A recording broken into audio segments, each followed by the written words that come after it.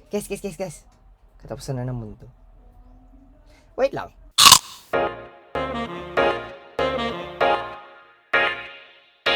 What is up, guys? My name is Jerome and welcome to Fishcracker Faith. In one of our previous episodes, we talked about why we were scared of the end of the world. Pero alam niyo ba, even if we're scared, or maybe because we're scared, we're obsessed with finding out when it will happen. The most abused book in the Bible when talking about the end is the book of Revelation. And side note lang, the book of Revelation has another name derived from Greek called the Apocalypse.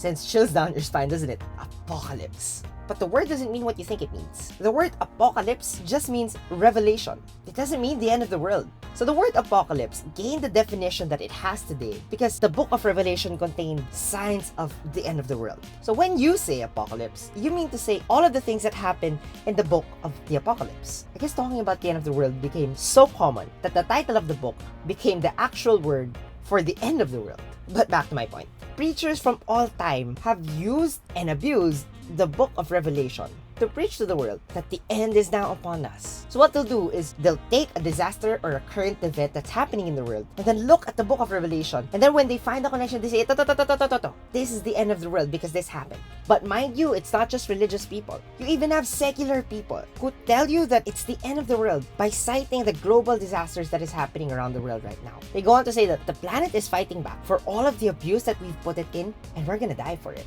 And sometimes it doesn't even have to be a global disaster. It could be something that happens in the political landscape that, if it goes one way or the other, the world will be destroyed because this government is going to destroy the world as we know it. Now, I think there are two reasons why we're obsessed with the end. Number one is we'd like to know when we can make a last-minute confession.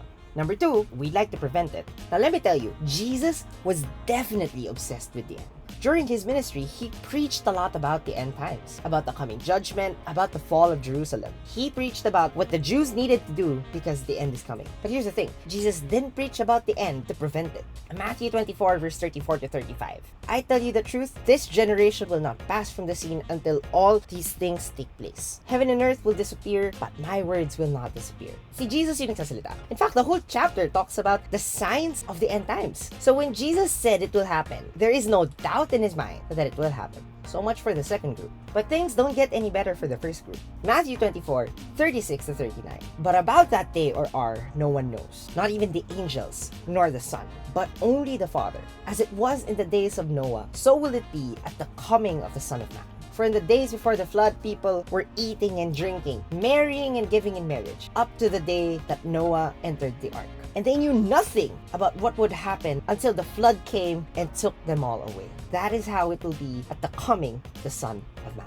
Walang last-minute confession. By the time you see it happening, late ka na. Wala na oras. So what's the point? Why did Jesus talk about the end if there's no preventing it and no cheating around it? Let me give you a new reason to push you to action.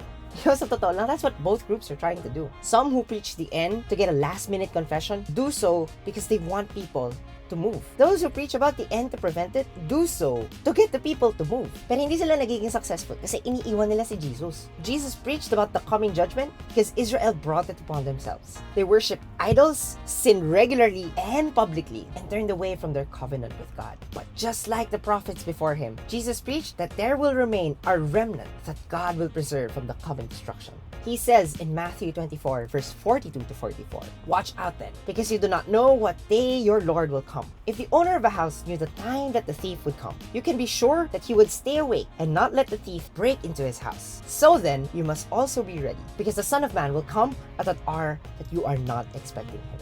Jesus says to always be ready. But ready how? What are we being called to do? 2 words, follow me. Follow Jesus. When the call is to follow Jesus, you can't make a last-minute confession because following isn't a one-time thing, but a lifetime choice. When the call is to follow Jesus, the prevention becomes a longing. What I mean is, when you follow Jesus, you'd want him to come back. And as a bonus, the coming of Jesus won't destroy you, but vindicate you. Also as a bonus, you know how all these things, kahit yung mga secular predictions, are brought because human beings have turned away from God? Well, when you follow Jesus, you go back to God, righting what was wrong in the first place. Bottom line, friends, di natin alam kailan babalik si Jesus. Even he doesn't know. So are you going to slack off because you're sure he's not going back today? At the same time, the world will end someday. There's nothing you can do to prevent it. So why not embrace it? After all, wouldn't we want that? The coming of Jesus?